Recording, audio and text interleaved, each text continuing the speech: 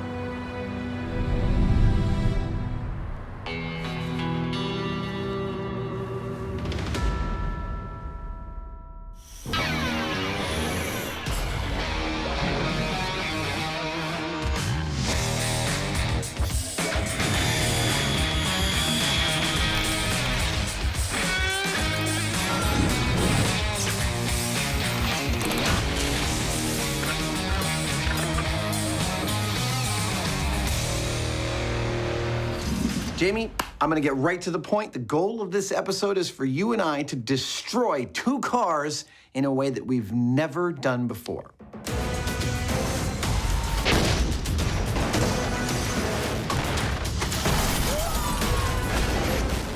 So what's your pick? There's a story that's been on our list for a long time. I've always wanted to test it. The myth is that a standard household vacuum cleaner has enough suction to lift a car.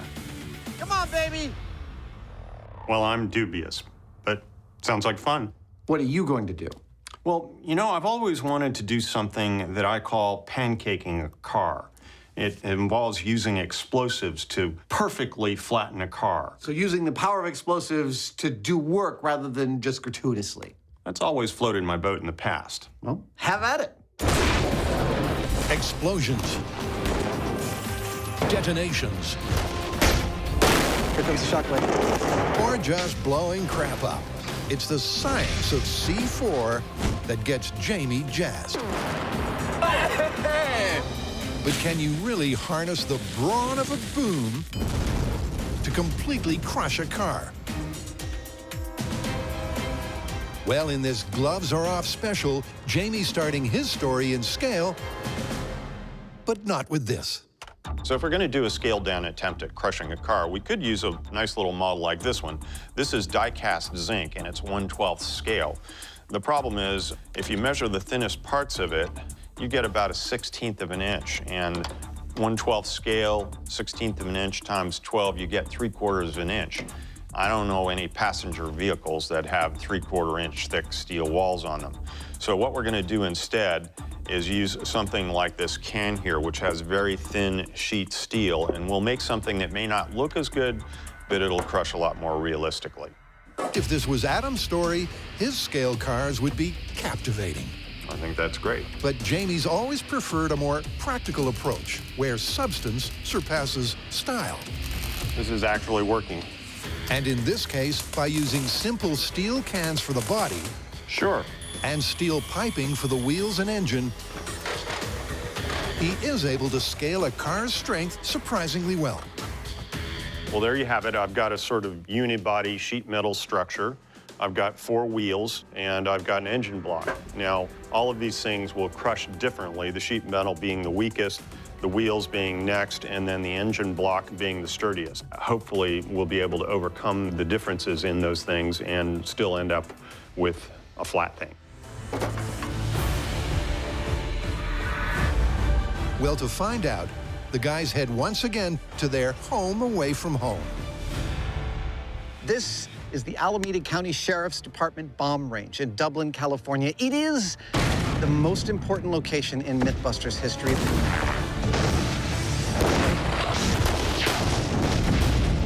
I've spent literal months on this location when you tally up all the location days. I've spent more time on this location than I spent learning typing in high school, and typing's the most important thing I learned in high school. And so it's fitting that our last explosion, our last experiment here should be Jamie's choice to do work with explosives instead of just destructing.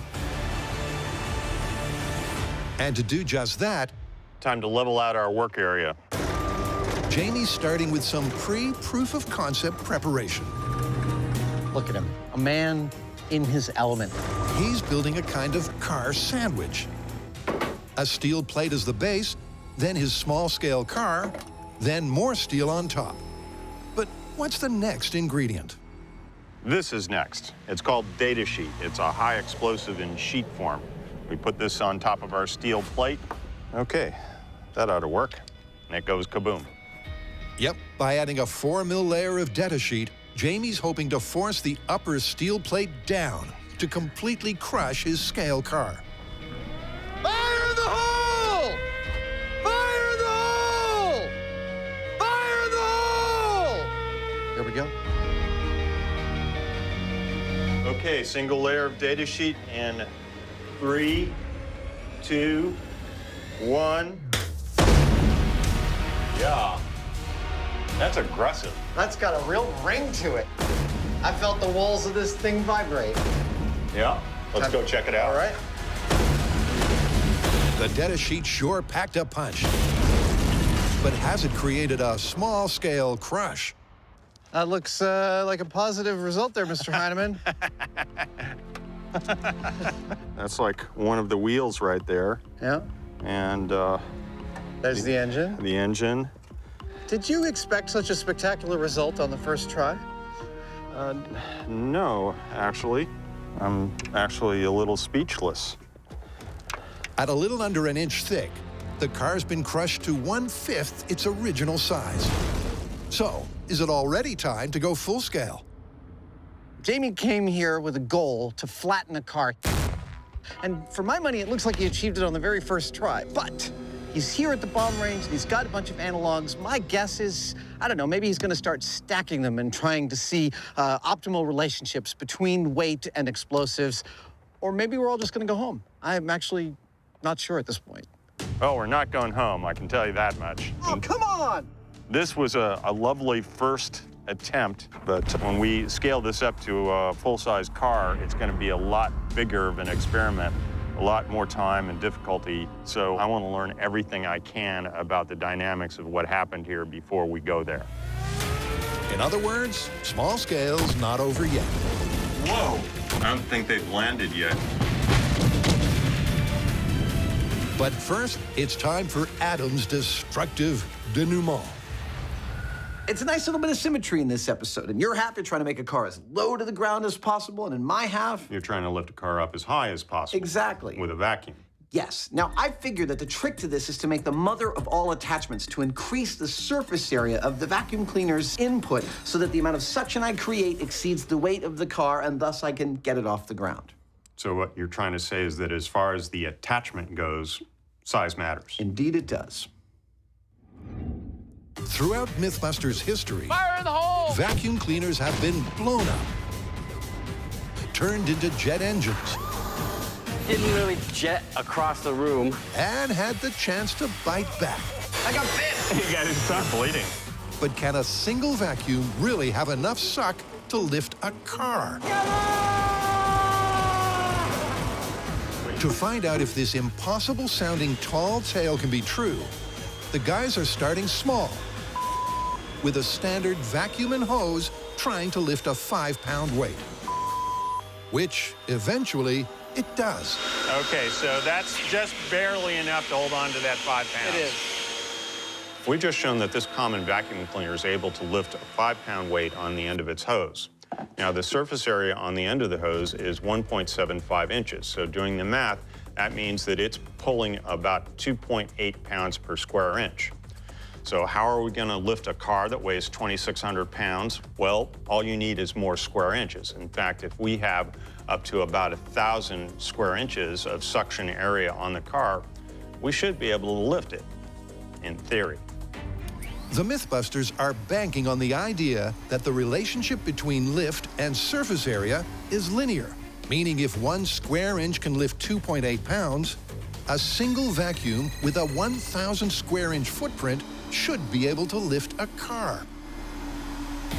But to test that crazy concept, the guys must next up the ante by building a larger-than-life vacuum attachment. This is one of the stranger things we've built. At 8 inches in diameter, it should put their previous test in the shade. I hope that works.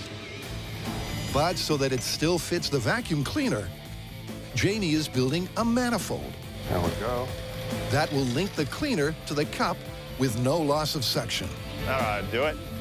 The question is, will it work? All right, so here is a proof of concept. This is the PVC pipe cap that we put a gasket on, and here is the hose through which we'll be pulling our vacuum. The vacuum. Here is the household vacuum that we are going to use. In order to adapt from this to this, Jamie has built a manifold. So the manifold is gonna go in there, and then that goes in there. And I've got a 50-pound weight to try and lift. Let's see if this works. Hey! Nice! In theory, I think this should be able to hold more than twice that. That's a lot of force. Don't feel it. Incredibly, their vacuum rig is lifting the 50 pounds with room to spare. That is awesome.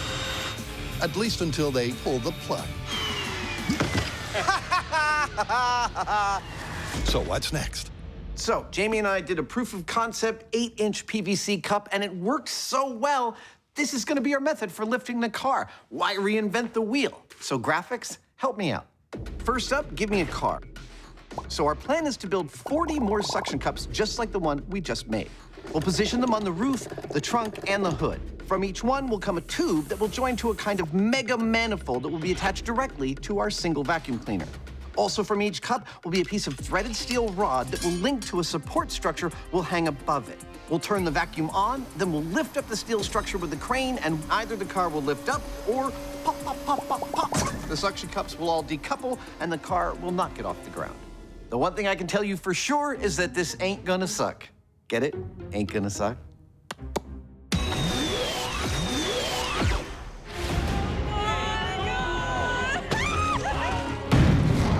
Since 2002, the Mythbusters have become connoisseurs of car crashes.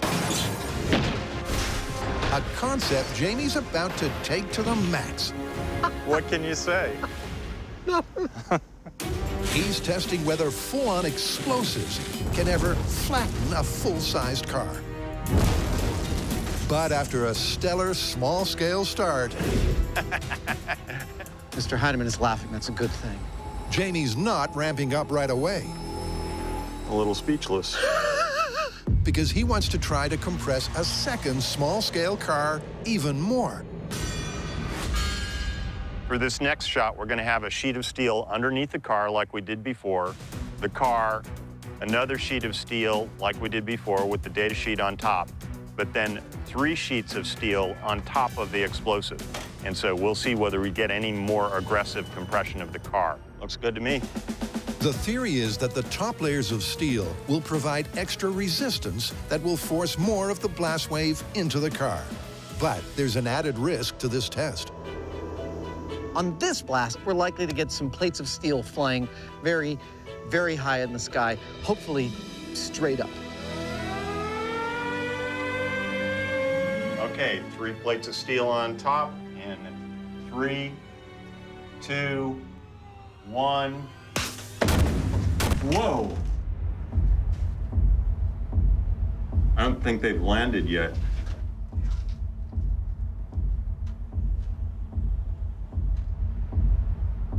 There, one just landed. Oh my gosh. It landed up on the hill there.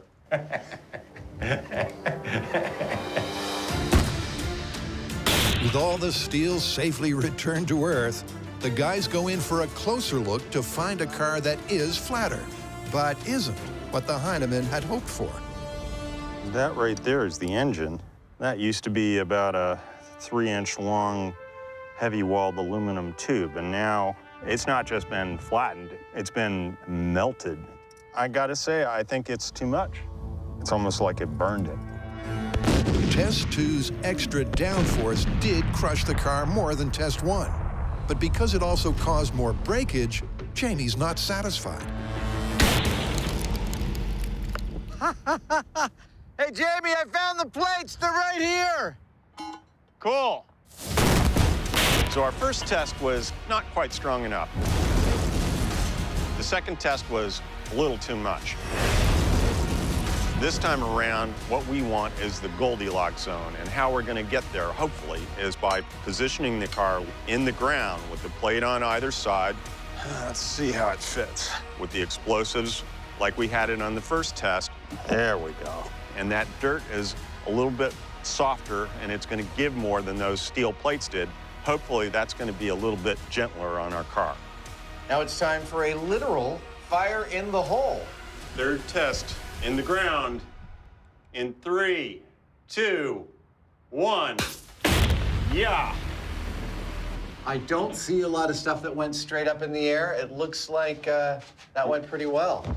Yeah. From the bunker, things look hopeful. But as the guys go in for a closer look, those hopes are soon dashed. Looks like you made another lace curtain. Yeah. The fact that it's over here and in pieces is not really what we want. Once again, the explosives have ripped the car apart instead of crushing it. So next, Jamie sets up his sandwich with data sheet on both sides of the steel to pancake it in both directions. Oh, yeah, that's perfect. Okay, going for the glory. Double-sided shot in 3, 2, 1. Whoa. Whoa is right. As this test gives the worst result of all, with the car neither flat nor whole. Pretty interesting sort of a shape, but that wasn't a successful shot at all. So, what's next? Well, sometimes simpler is better, and the very first shot that we did was the simplest. It just had the car, the plate on top of it, and explosives on top of that. And the way I see it, we can run the test again. When we put a little more explosives on the top, we should get a little bit more crush. Maybe.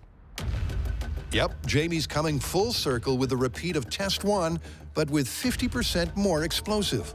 How's that look? Will this finally give him the crush he's craving? 6 mil on top of the plate in 3, 2, 1. Yeah. Let's go see what we got. It's the biggest thud of the day. But did it work?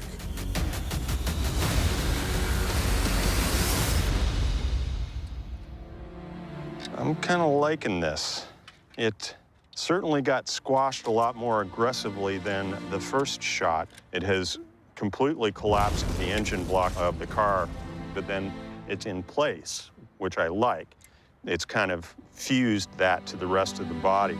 So I think it's going to work. It's been a blast. But finally, we have not just a happy Hyneman, but a plan for full scale.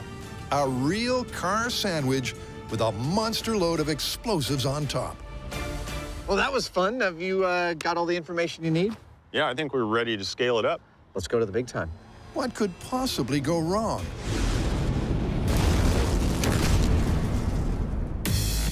Meanwhile, back at Carlift HQ, Adam and Jamie are halfway through one of the strangest builds in their history.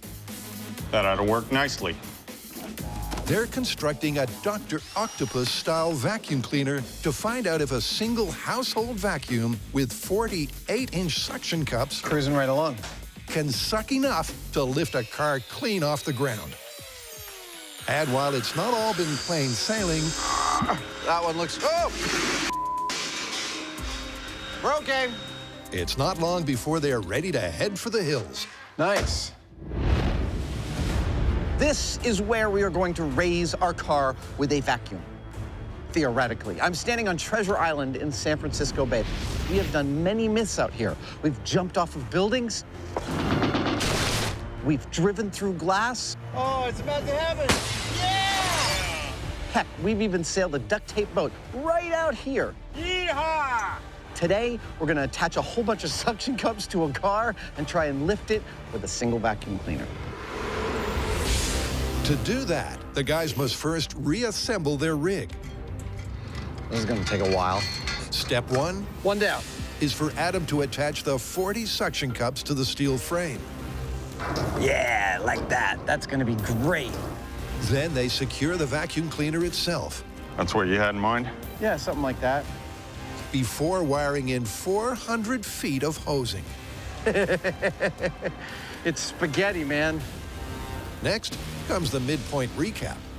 This vacuum cleaner right here, powered by 110 volts of AC, is the nerve center of our operation. It starts out by distributing its suck through this hose Which connects to this manifold.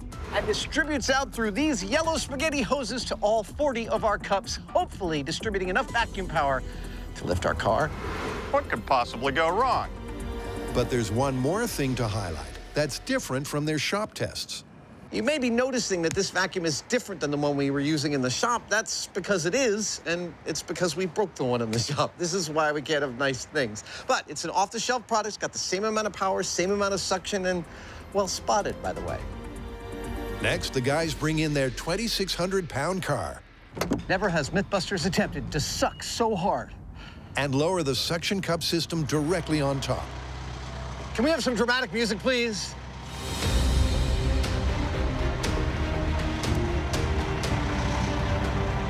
That was much better, thank you. Yeah, a little bit more. Stop. Last but not least is the crane. And then it's go time. So the plan is to turn the vacuum on, make sure all of these are secured and attached to the car. Then we're going to try to lift it 6 inches to a foot off the ground. Yep. These circles are all really nicely aligned, so. If we're successful at doing that, then that means it's looking pretty good for this story. Beyond that, sky's the limit.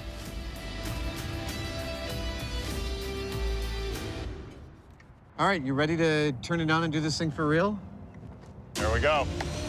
All right, let's get them all socked down. Remember, it's the crane that will be lifting the steel cradle, Roof's all good. Trunk's good. but it's the vacuum that will be sucking the cradle to the car. Gently up, let's go. Come on, baby. Come on, come on. Ah! Rats, rats, rats. So near, yet so far. It looked like they were going to get lift until a conscious uncoupling occurred. And Adam knows why. All right, we've run into a snag, and it seems to be that our hood is buckling too much for our suction cups to maintain their hold. So we're going to reduce the number of suction cups on the hood. We have great suction on all 15 on the top of the car and all 9 on the rear of the car. With those plus 4 or 5 on the hood, we're still in the zone of liftability. We're gonna keep going. To find out if a humble vacuum cleaner really has enough suck to lift a car, Adam and Jamie have created a 40 suction cup contraption, Come on. Ah! which completely failed to fly. Rats, rats, rats. So for test 2, they're realigning the cups on the hood Okay, so 4 across this part of the hood. to hopefully give them a better seal and more lift. Moment of truth again. Let's do it. Go, go, go, go, go, go. Looking good. Come on, baby. Oh, It's that hood. the hood is boning us. Yep, like last time, the thin sheet metal of the hood is buckling under the pressure. And that movement causes the cups to break their seal. But the guys have a plan C. So far, it seems to be the hood that is our biggest problem because it buckles. So we're trying a different arrangement. We've secured it with a couple of welds up top, and we're trying 4 main suction cups right down the center of the hood, which might hopefully be the strongest part of it. See if that works. By concentrating the sucking power down the reinforced center, will test 3 get airborne. Go, go, go, go, go, go. Go, go. Oh!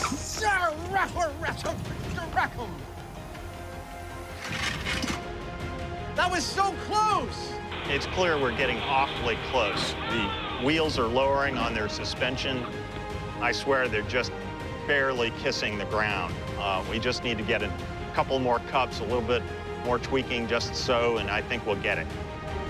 The guys reset for test 4, trying again to get the tightest seals they can.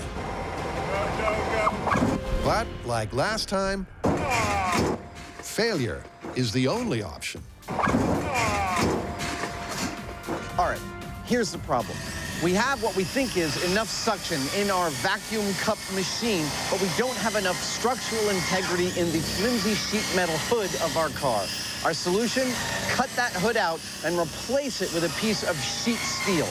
Wait a minute, I hear you saying, that's cheating, you're changing the structure of the car. But I remind you that the myth is that there's enough power within a normal single vacuum to lift a car, and that is still the myth we're testing. We're just adding a little bit of structure. So it's out with the old. All right, let's take it over here to this piece of steel. And in with the new. A buckle-proof hood that should allow for a super seal. That ought to do it. Once lined up with the rig, first impressions are good. Look, I don't want to get overly confident here, but right away, the replacement of the hood with a flat piece of sheet steel is working magnificently. I've got grab on 15 suction cups up here, man. That's a lot. Confidence has been raised, but will the car follow suit? Dude, are you ready? Yeah, How many tries have we had at this? I don't know, I lost count. Yeah, me too. All right, let's take it up. Okay. For hopefully the last time, a single vacuum lifting an entire car. Come on, baby. Come on, baby. Oh, rats! What? What? Oh, what happened? The good news is that the hood held firm. The bad news is that the car lifted rear end first, which put too much pressure on the trunk cups, and this time they let go.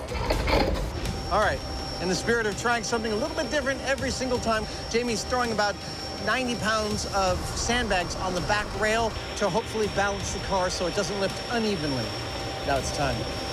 All right, here we go. Attempt number bazillion, lifting a car with a vacuum. Gently up, let's go. Hey, I think it's off the ground. Here it comes. This is gonna work. It's gonna work. Come on, baby. Come on, yes! Ah! What? It was an inch It was an inch on the front wheel. on the front wheel before failure. Yes, ish. I'm calling it. Oh, I'm like, you're call- it lifted the car off the ground. 1 inch. Yeah. Okay. Maybe not stably, but yeah. Come on, yes! Ah! Our last attempt with the octopus was the one that Jamie and I felt strongest, had the highest chance for success. We know from our math that we have enough suction to lift this car. In theory, it's possible. In practice, it turned out not to be possible. Nope. I think that the octopus is dead. We have proven that this cannot work. We need to implement some other solution to distribute the vacuum's power and lift this car. We were quite pleased with our octopus concept here, but one of the things inherent to it is that there are a lot of points of potential failure because there are a lot of these cups. And all we need is one little error, like maybe this gasket material wasn't ideal. It's coming off of the glue quite easily. So I think we need to go back and rethink it. I did see it come off the ground, but I think we can do better. After some spectacular small-scale tests,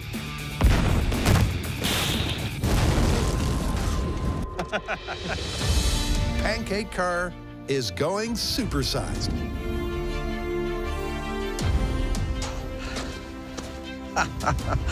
Absolutely beautiful. For pancaking a car, we're gonna need a lot of explosives. I mean, a lot. And that's where this place comes in. I'm standing up on the mountain At New Mexico Tech, one of our all-time favorite Mythbuster partnerships, they have everything we need. This is our pancake car one-stop shop.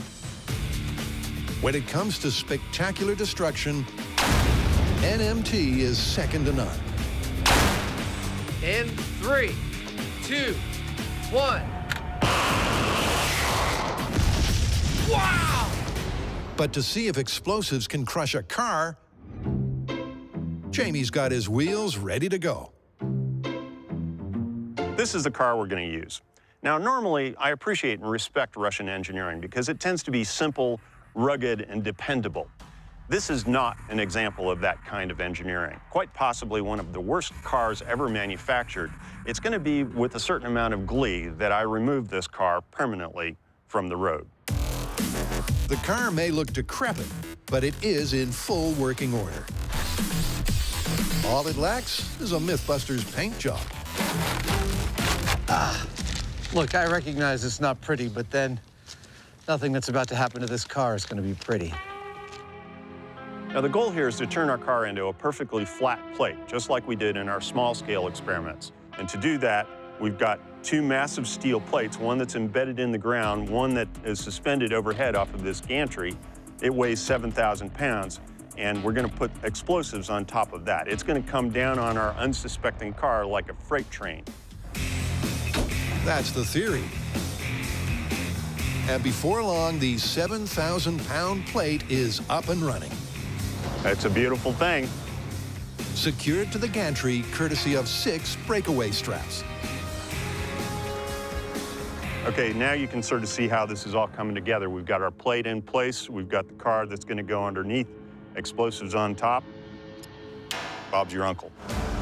With that, it's time to position the car. First, with a forklift. Like a surgeon.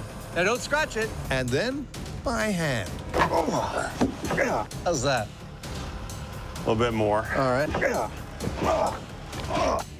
There we go. Cool. That just leaves the explosives. All 1,000 pounds of it. That is a lot of boom.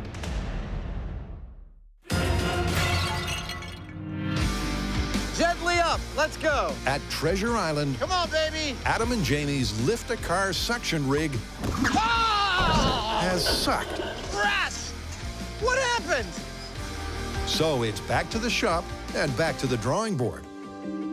So, just to recap, and you saw this, our previous method was what we call the octopus arm method and involved many different caps distributed across the whole of the car. And that turned out to be completely 100% wrong. So now we are going with a method we call the box method. I don't know how do we come up with these names, but it's just a gift we have. Instead of 40 points of failure, we now have 3. 3 big, sturdy wooden boxes made out of plywood, sealed with a gasket between them and the car. We pull a vacuum from them with the manifolds. I think this is gonna work. We're gonna build some boxes. We're gonna lift this car. So it's out with the octopus and in with 3 boxes that will still be powered by a single vacuum cleaner. This plywood right here is one of my favorite building materials. We refer to it as Finn ply because it's made in Finland, and it's a birch ply that has many more laminations than normal plywood. It's about twice as heavy and twice as strong. To give this design the best chance, Jamie's making each box as big as possible. To start, He's also contouring them to precisely fit the car's shape. looks good. And last but not least, he's laying in a rubber gasket that should form a leak-proof seal. That all looks just about perfect. And once the seal is set, the guys double-check the fit. Lovely. And their confidence is back with a bang. These boxes are best to be thought of as the workers we are using to lift the car. So far here, all 3 boxes are saying, hell yeah, I can lift that car. But we've been here before. All 40 of our suction cups were all like, totally easy, man, we can lift that car. And they totally couldn't. So even though the math says that these are working beautifully and they should lift the car, I still see many ways in which this could go south. Well, to find out, it's back to Treasure Island for some predictable preparation. Looks really nice. First, the guys position the steel cradle above the car. I think that looks good. It's right over the rear view mirror. Then they add the boxes to the trunk, A little more, a little top. Perfect. roof, Yeah, that's tight. and hood. Nice. Next, they secure the boxes to the cradle. I think we're good. With that, the guys bring in the crane. That's good. Before Adam adds the vital ingredient, the vacuum cleaner. It's time to bring the vacuum back into this equation. I think that's a lovely place for it, don't you? The boxes are the crucial change to this test. I think we're really close. But to help see if they're working, the guys have added pressure gauges to assess the suction before the crane starts to lift. Okay, we are moments away. The boxes are done. They're sitting on our car. Our rack has been re-welded with new cross struts and new uprights, and the vacuum is sitting in the place of pride. When we turn this vacuum on, it's going to start to evacuate air from each of the 3 boxes: the hood, the roof, and the trunk. But you don't need to know all that. What you need to know is that we're moments away. So is this going to work? Well, our 3 boxes have a total surface area of 4,000 square inches, and we've shown that the vacuum cleaner can lift 2.8 pounds with 1 square inch. Now, that gives us a total theoretical lifting capability of 11,000 pounds. That's over 4 times the weight of our car. But as we showed earlier, it may not all be just about the math. No, it's also about the rig, the seals, and the crumpling metal of the car. Starting the vacuum in 3, 2, 1. But with the vacuum on, the news is good. It's climbing. It's climbing? Yeah. Yes! Oh, yeah, baby! All gauges show the boxes are sucking down with a vacuum pressure greater than 6 inches of mercury. And that means it's time to try to raise the roof. Let's do this. All right, let's take it up 18 inches. Okay. Oh, That was the hood popping. That's good. That's cool. We got pressure. It's a bumpy start, but as the crane takes up the slack, come on, baby. Hold on to this car. the car does start to rise. Yes, it's off the ground. This freaking car is off the ground. Oh, man. That is freaking awesome. This is amazing. Oh, dude! We are lifting a car with nothing but a single vacuum. But the Mythbusters ain't gonna leave it there. Dude, I hear squealing, but I say, let this puppy squeal. He's going up whether he likes it or not. Because they're taking the car to the top. I know, this is freaking me out. Remember, the crane is lifting the steel cradle. Holy balls. There you go. That's about how we're feeling here.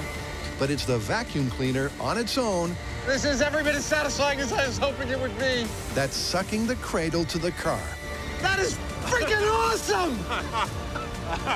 And to prove just that, once the car's maxed out, Jamie's gonna pull the plug on the cleaner, which should result in the car destruction this episode needs. 3, 2, 1. Oh!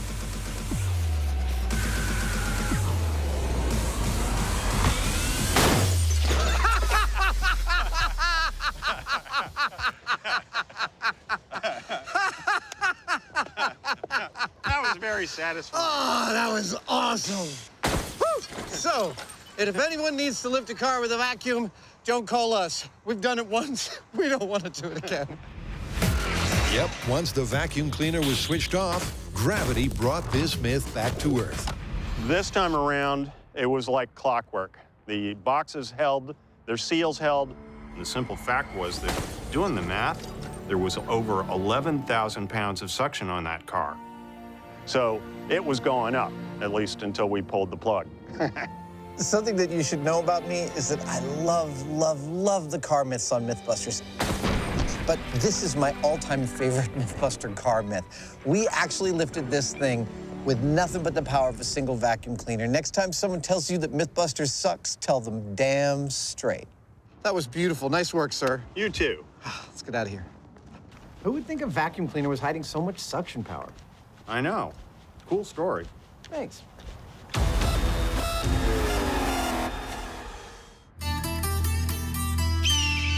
Deep in the heart of the New Mexican desert, a dud of a car is about to get bombed.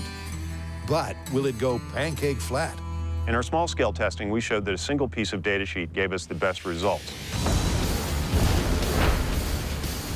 I'm kind of liking this. Now, we're going to take a similar approach here, but instead of data sheet, we're going to be using AMFO.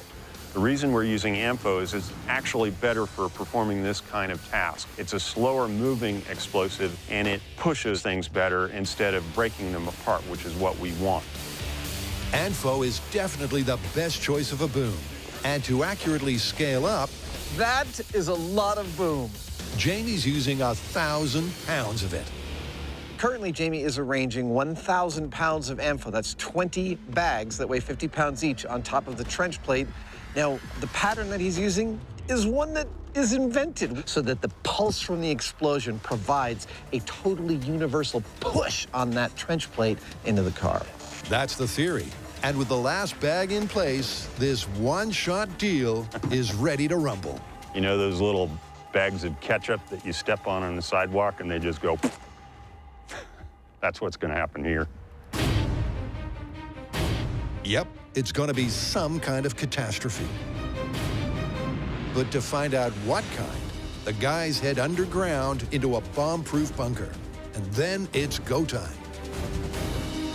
Normally with our explosions, we've got line of sight, even if it's a long line of sight. But this one is only happening a few hundred feet from where we're standing. So it's lucky that where I'm standing is deep underground in a concrete and steel bunker covered with dirt. That's where I want to be.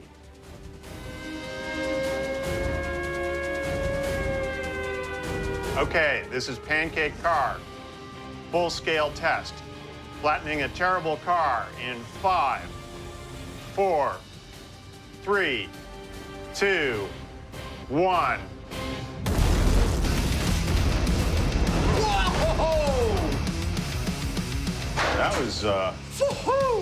That was very intense. That was energetic. Yeah. Oh, that's a piece of the frame. Wow, Yeah. Stuff is still falling. Without doubt, the ANFO packed a serious punch, sending the 3-ton steel gantry over 500 feet in the air. Something that's worth seeing again and again and again.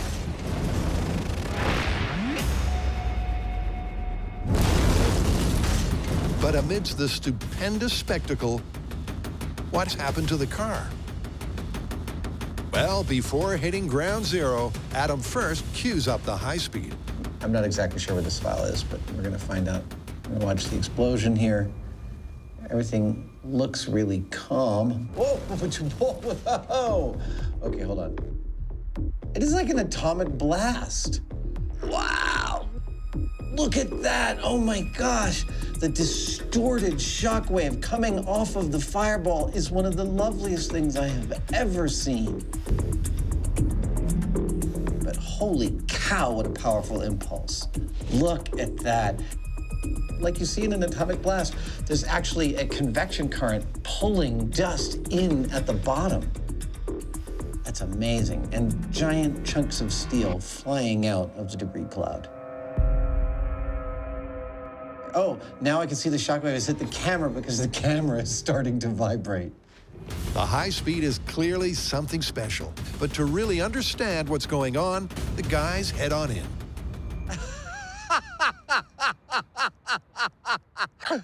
No way. The car is gone. The car is gone, but that is the exact pattern in which you laid out the AMFO. Yeah. So it went through the top plate, through the car, and made a car-sized dent in the bottom. Well, I guess it's back to the drawing board. You knocked yourself out, champ. So we rushed up to ground zero hoping to find a pancake car and instead found no car whatsoever. What seems to have happened is when we pushed the button, the Ampho didn't cleanly push our steel plate down and into the car. It punched a perfect hole through that steel plate, sending chunks flying hundreds of feet and effectively vaporizing the car. The one thing it did not do was flatten the car. Yep, instead of being a flat piece of furniture, the car was blown to kingdom come. Ripped apart by the immense blast pressure and the top steel plate, which itself turned to lethal shrapnel. So much so that their Yugo wasn't the only car that took a hit. Now, this is one of our rental cars, and it was parked behind our bunker, which is under a mountain of dirt. And the shock wave was enough to crack this windshield just from that. It was too much. This window, however, was not broken by a shockwave. It was broken by shrapnel. Ooh, specifically this, like, 40-pound piece of 1.5-inch thick steel, which flew probably 750, 800 feet to get here and cause this destruction. Clearly, there's carnage inside and out as the power of the boom took everyone by surprise. So how does that leave Jamie's car destruction dossier? Now, we could have used a thicker plate, let's say a 12-inch thick one. But here's the thing, a plate that size is going to weigh 84,000 pounds. Just dropping that on the car by itself would crush the car really nicely, but that's not the point. The point was to do it with explosives. Now, somewhere out there, there might be the right combination of steel thickness and quantity of explosives that would do it right, but at this point, our best guess just didn't work at all.